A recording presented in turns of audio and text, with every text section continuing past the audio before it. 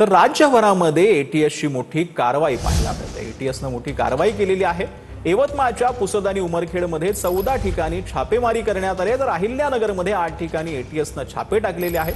कारवाईमध्ये अहिल्यानगरमध्ये तलवारी सापडल्याची माहिती आहे। आक्षेपार्ह कागदपत्र, मोबाईल आणि सीसीटीव्हीची तपासणी सध्या सुरू आहे। जवळपास 21 ठिकाणी एटीएस कडून सर्च ऑपरेशन सुरू करण्यात आलेलं आहे। त्याचा आढावा घेतला आमच्या प्रतिनिधींनी।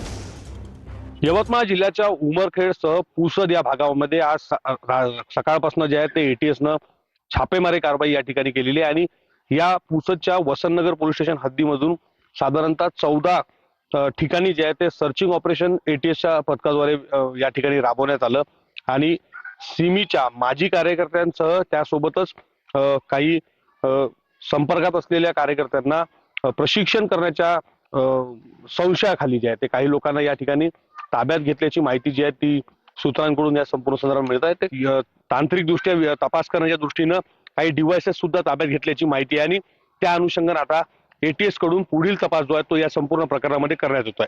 विवेक गावंडे, टीव्ही 9 मराठी, पुसद, यवतमाळ।